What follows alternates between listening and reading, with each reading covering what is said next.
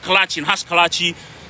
They were genuine towards me, very ruthless. Obviously, their family had a big pool, in the with the Middle Eastern boys inside, not just the Lebanese boys, like all Middle Eastern boys. And obviously, in the 90s, late 90s, I was going to Granville boys, and a lot of boys who became gang leaders and gangsters, they all went to Fairvale High School and Granville boys.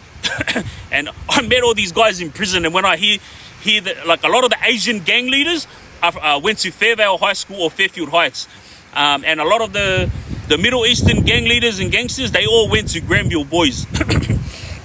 So this situation that I shared last week about Lika, how I explained that the 501s, those are the guys who got deported, yeah? And I explained thoroughly how he got over there and he made a name for himself real quick, yeah? So people were messaging through and saying to me, Lika never went into a clubhouse and bridged up and everyone shit. That's a lie. And I was like, oh, all right, because you were there, eh? And like, I didn't even mention the gang that he rocked up on. And people were messaging through, goes, I don't believe Lika is as big as he is. I don't believe Lika's this. I don't believe Lika's that. He goes, that story that you told, he goes, you're just hyping up Australia. What do you mean hyping up Australia? I don't need to hype up Australia. I don't need to hype Lika up. I get freaking the blokes on all over social media and all over the news. What do I need to hype him up for? I'm just sharing my story with you guys. Remember, love you, thank you, safety. Remember, like, Lika was a part of my life, so I know the story, and I was there in New Zealand when this stuff was happening, you know? And I don't want to put this gang on show. All I can say, AJ, civilian, thank you very much. All I can say is, when I speak the truth. I'm not exaggerating. I'm not saying something I think might have happened. No, I'm saying things I know. So for all of you guys who are messaging through and saying, there's no way the combos came to New Zealand and put it over all the New Zealand bikies. The New Zealand bikies are the most ruthless. 110% the New Zealand bikies are ruthless. I've seen it with my own eyes when I was in New Zealand. I wasn't putting them down. All I said is this one incident, this one situation where Lika rocked up and put it on this one gang in their own clubhouse. Like, they were like shocked at the way he carried himself, because they were like, they just want to fight. And then Lika brought his Sydney mentality and started going off, you know, saying, I'm going to do this and I'm going to do that. You want to go to war, you will go to war. And then I got people like smashing my inbox saying, and comments saying, nah, that never happened. Yes, the killer bees are massive over there, and yes, they are ruthless in New Zealand. But to you guys who are throwing around these accusations and whatnot, like, Kiko, thank you very much, appreciate you. Like, get your facts straight, or just stick to your 9-to-5 life and stop. Howie, thank you very much, and stop harassing me about the stories that I'm telling. Kiko, thank you, love you, I appreciate you. Tap it up, guys, tap it up. Thank you, Nudge. You know, like, if you want to accuse me of exaggerating stuff, then how about you look at the facts before you start accusing me of stuff, yeah? Lika's crew is here, yeah? In New Zealand. Why is it that every gang in New Zealand, you've all got sons that have now jumped on board with the combos over there in New Zealand? Like, you know, everyone's talking it up, like saying, Lika's nothing. Then why has the bloke got a big name there? Why has the bloke recruited your sons into his crew? You know, it's not because he's just a money maker. It's because they know that he's the real deal. You know, like, a lot of the gangs in New Zealand, yes, they are the real deal, but they're more family orientated rather than money makers. You know, and there's always like a few money makers here and there in the gangs in New Zealand. And I know this for a fact, you know. But I wasn't talking about any gangs in New Zealand. All I was talking about was Lika. And I wasn't trying to put him on top of all the gangs in New Zealand. No, I was just telling a story. Fuck me. Because it's facts that coming from me. This is what he did. This is how he made his name. As soon as the bloke got deported, the first thing that happened to him is, as soon as he was walking out the New Zealand airport, he punched on with all the security.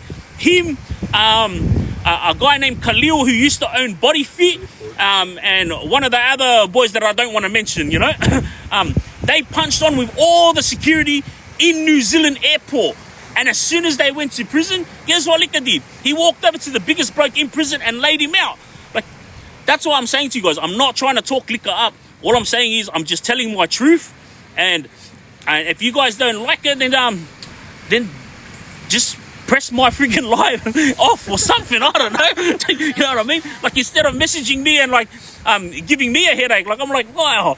And this is not just about Lika too. Like, a lot of people were messaging me about different situations, and one girl, I'm gonna mention this in my next live, either tomorrow or Monday. Yeah, I'll mention it.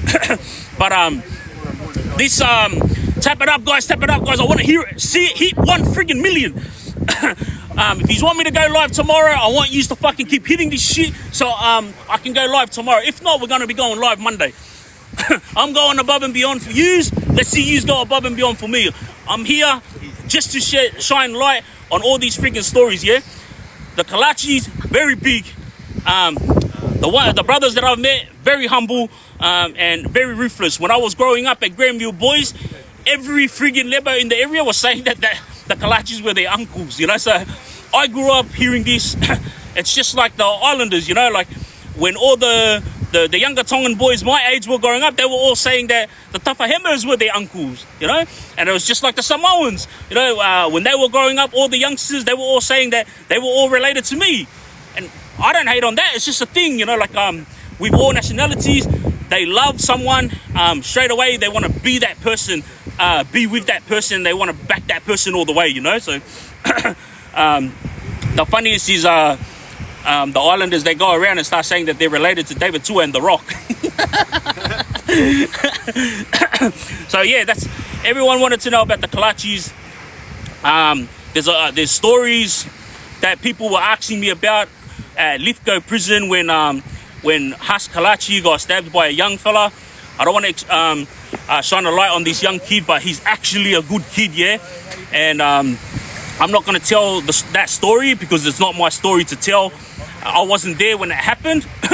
But the thing is, there are people who do things when they're in the right, and there are people who do things when they want to make a name, you know. And all of you guys know the situation that I went through, and those guys did it because they wanted to make a name, you know. With the situation with Hus and this young fella, like, obviously he didn't back down, Hus didn't back down, and it was broken up by the Muslim boys because obviously all the Muslim boys had love for both sides, you know. And I'm just going to leave it at that because that story, I wasn't even there. But because a lot of people were asking about it, I thought I'd just shine a little light on it, you know. And the boys, everyone who was asking about the Houchers. All right, so there's Omar Houcher and Bill Houcher are the ones that I've crossed paths with. They were in Supermax when I was there. But Bill Houcher is the one that everyone wants me to talk about all the time. Look, I'm going to just explain something. When I was with Bill Houcher at Lithgow prison, he was quiet and he was a gentleman, yeah? And I was there with him and Mick Howie, Emad Sleeman, Baghdadi, like everyone that was there at Lithgow 2012 had all big names, yeah? And and these guys are the ones that you see all over the news all the time when it comes to underworld things, yeah? And my thing is, I do my own time until someone steps on my toes. My brother and I were there 2012, and here's a funny story for you guys, yeah? Bill Houcher and my brother did juvie together, and they came to jail together, so they're close, Bill Houcher and my brother. Me, I'm close with Mick Howie because I met Mick Howie after he got kicked out of the Comanchero. So I don't know Mick Howie, the Comanchero. I only know Mick Howie, the ex-Comanchero. So I was very close with him. And there was a situation, yeah? There was a situation at at Lithgow prison where Bill Houcher and Mick Howie had a bit of tension, all right? And I didn't understand this, the tension at the time, but then obviously I realized later on that Buttles was very close to Bill Houcher, and that's the reason why there was that tension there. It's because Buttles had taken over the Comancheros and Mick Howie wasn't happy. So the funny story that I'm about to tell you guys is that my brother and I were stuck in the middle, yeah, because he was with Bill and I was with Mick. And we actually had to come to the middle and talk it out, because the tension between them two, it started pushing my brother and I from picking sides, yeah. Like obviously me and my brother are very close, so our love for each other is never ending. But that situation, my brother, he was backing Bill all the way, and I was backing Mick Howie all the way. It was a good laugh, and we came together at the Oval, and we were like, man, just let them deal with their issues, and let's just stay out of it. We had a laugh, and we were mucking around about it, but it was just the fact that we were both on different sides for the first time in our lives, my brother and I, you know. This is my brother 2-on-2 Heat, you know. It was just a good laugh for us. But the Bill Houcher that you guys see all over social media and all over the news, where he's Mr. Ruthless from Lebanon, and obviously Ruthless when he was here in Sydney with the Almadines and whatnot. Like, I'm not gonna lie, that guy is about it, Bill Houcher. Yes, that guy, he is what everyone says he is. So I'm gonna tell you guys a story about Supermax, yeah? Let me tell you guys this story. Remember, everything I tell you is facts, all right? I don't beat around the bush, and I don't talk rubbish. When I was in Supermax, all of the heavies were there, yeah? This was a couple of years ago. For those of you who don't know, I just got out of prison 14 weeks ago, yeah. So I've been out now for about 3 months, all right? And what happened was, I was explaining to the guys that I have brothers who I'm very, very close with, yeah? One of them's, his name's Eamon Manley. I'm very, very close with him and his brother Neza Manley, yeah? These two brothers, I grew up with them as kids, and pretty much we did everything together, yeah? And I was explaining to the boys in Supermax that, yes, they have a close relationship with Bill Houcher, and Bill Houcher is doing well. And guess what? I don't want to out these boys because they got big names in the underworld as well, and then I don't want there to be tension between all the gang-related families. But these guys were telling me, yeah, we've been overseas, and Bill Houcher isn't making moves. Bill Houcher isn't about that money-making life. And I was like, all right, that's your guys' opinion. And I go, no, it's not our opinion, Uzo. We were there and we know. And I'm like, come on. I go, yeah, all right, do use, but there's no need to talk rubbish about Bill Houcher when he's overseas and he can't hear you. Because I'm telling you, if the bloke was here, like, he'll lay you out, you know. And the guys, the Muslim boys who were saying this to me were saying, no, we're not talking shit about Bill. All we're saying is, bro, like, he's not a money maker like everyone makes out he is. And I was like, boys, I'm not going to talk out of school. All I'm saying is, my brother grew up with Bill, and a lot of my close brothers, like Eamon and Neza, are close with Bill. Well, Eamon is very close with Bill. Neza, this guy's straight 180. He just does the right thing. No, never gets involved in nothing. Love you, Mauzo. And when I said this to them, I explained to them, you know, Bill, like, I may not know whether he's a moneymaker or not, but I know that he's about it, you know, and that he's lived that life. Like, my brother's close with him, so my brother's not gonna talk him up. Because for those of you who know my brother 2-on-2, he doesn't talk no one up, and he doesn't like no one. The bloke does his own thing, and pretty much it's just me and 2-on-2 Heat and my younger brother. A majority of the time we're always together, you know, and of course the rest of the boys that are with us, they're all our brothers. But with Bill Houcher, after these big underworld figures were talking all this crap about him, saying that he's not a moneymaker, About 3 months later, the Telegraph newspaper came out and said Bill Houcher's crew have been moving and shaking for the last couple of years, and billions of dollars have been going back and forth from Sydney from Australia to Lebanon via their crew. You know, when this came out, I swear to you, this is what every single one of them turned around and said, "Oh, Wallah P," because we didn't know, like, wow, bloke's fucking doing well, eh? And I was like, this is what I'm talking about, like, all the assumptions and all the rubbish, like, bro, you know, they were talking the guys down, and it ended up like, I didn't have to say nothing, you know. Love you, Tanisha, thank you. I didn't have to say nothing about Bill Houcher. The police said it. The Telegraph said it. The media said it. You know, like, all of you haters out there that come at me and say, "Oh, why are you freaking talking about names?" Nigga, I'm talking about names because I know these people, you fucking flop. You know, stop talking rubbish. You know, when I say something, I'm saying it because I want the youngsters to learn, yeah? And I'm with the biggest underworld figures in Supermax. These guys were all talking shit about Bill Houcher, and then when Bill Houcher come out and all over the media and they said they'd reached $1 billion, all of a sudden these underworld figures are like, "Oh yeah, because I was like close with the brother over there in Lebanon. Oh yeah, because I grew up with the brother in freaking Maryland. Oh yeah, because 3 months ago you were just talking rubbish about the bloke." You know, like, this is what I'm saying to you guys. These are guys who were friends with Bill Houcher. And to all you little gangsters out there that are running around claiming brotherhood and throwing up your gang signs, this is it's gonna happen when you're living the gang life. Your own mates are gonna talk rubbish about you when you're doing well, yeah? Your own mates are gonna throw you under the bus and sleep with your missus when you're locked up, you know? There was someone that was talking, I think about a week ago, yeah? I think it was that, what's his name? J Lex. I think he's 21 District, ex-21 District guy, yeah?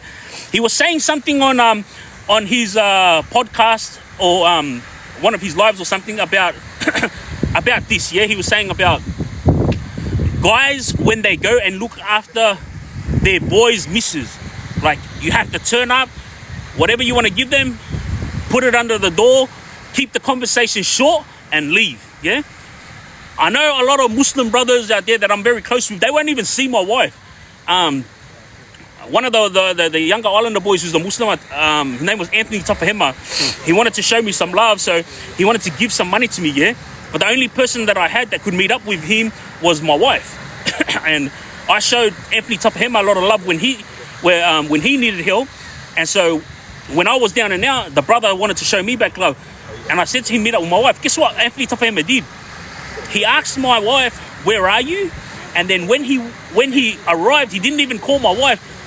He called her when he left, yeah? And he said, "Hey sis, check your mailbox." And then when she lifted up the mailbox and put her hand in there, like there was a large amount of money in there, and that was love from Anthony Tafahema to me. And that's what I'm saying, like, this ex-21 District guy, "Hi, good, how are you?" This ex-21 District guy, J Lex, this is what he was explaining last week, yeah? And this is what I'm about. Let me clarify that what Anthony Tafahema and what J Lex do is probably best because there's a lot of two-faced people, yeah? One sec, guys, I just got to do this puzzle thing. Puzzle all good. I'm not an AI. Let's get back to it. Triggz the AI. Triggz cool? GPT. All right, so what was I just saying before I did the puzzle? Oh yeah, J Lex and Anthony Tafahema. So I'm not saying what they did is wrong. What with the two-faced world that goes on when you live this gang life, that's probably for the best. But this is me, yeah. With all my people, doesn't matter whether they're bloodline or their family or whatever. This is how I've always been. A lot of boys give out their missus' phone number, yeah, when they're inside prison, because that's the only way you can stay in touch. Everyone that I've taken care of while I've been outside now and while I was out of prison before, I used to just rock up, smile on my face, give the mum a hug, and if it's one of the boys misses, I'll just say hi and I'll just give what needs to be given. But I'm like this, like, oh shit, wait, what's this? It says restricted for some audiences. So I don't know what you've said, but for some reason, hate speech and hateful behaviors.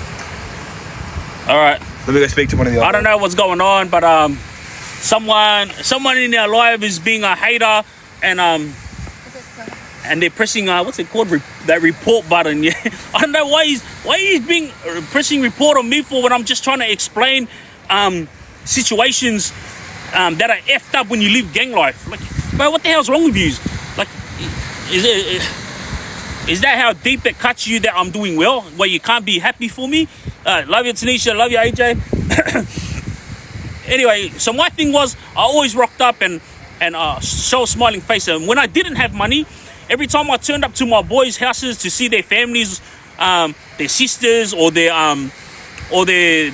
wives or missus, number one was always respect. Yeah. And if I didn't have money, I would just give a family KFC meal. That's the way I would show my love. You know, for Sunday, Islanders love a big feast, so I would give that. And if it's a Muslim family that I'm very close with, I would never touch them because hug them or anything else like that, because the women are not allowed to be touched. Yeah. But I show my love by putting my hand on my chest to the Muslim wives and sisters that I'm very close with, their brothers and whatnot. But this is what I'm saying.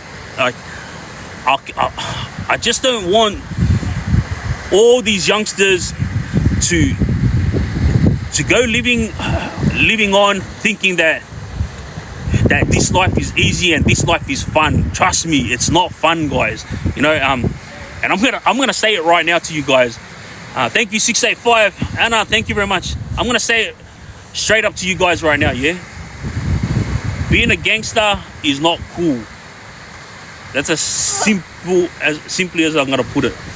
You know, like the misery that you go through in life, not just because of your gang, but because of the family members that have to deal with your rubbish. Chris, thank you very much, love ya. The Oren, thank you very much, love ya. You know, like the amount of rubbish that your family and friends have to deal with, you know, it's nothing that hasn't happened to my family as well. I put them through hell, you know. And hey, Portelli, thank you. AI, love you, thank you. My thing is, I've always taken care of myself. You know, I'm a type that goes into prison, or if I ran away from home when I was 16, I always took care of myself. I could always stand on my own. And there's a lot of younger boys who do the same thing, yeah. But what I didn't realize, it wasn't about me. You know, it was about the pain that I was putting my family through. You know, it was about the pain that my missus was going through. So all of you guys know my wife. Her name is Sweetness. Yeah, she put up with a lot. And when I say put up with a lot, she didn't just put up with me. She put up with my boys. She put up with my family. But guess what? She did all this because she loved me, yeah? So she loved my family and she loved my boys just as much as she loved me. Because when it came to me and my missus, I told her straight, you know, like, this is the life that I live. Like, you want to stay. If you don't, like, by all means, go back to your family. Thank you, Marie. Love you. And this was back when we first met, because she was young, she was pretty, and she was only 18. So I didn't want her hanging around waiting for me, because I've seen it with my own eyes. Everyone inside prison who does it hard, you know, when they're in there and they miss their family and their kids, you know. Whoa, I love you. Thank you very much. Guys, you know what? I didn't even realize that we had gotten over 1 million likes. What the frig? Hey, listen, I love yous. 1.1 million likes. All right, you've got me. I'm gonna go live tomorrow for yous, yeah? We're gonna be going flying out of here tomorrow. We're gonna be going to a different place, yeah? I think we're flying or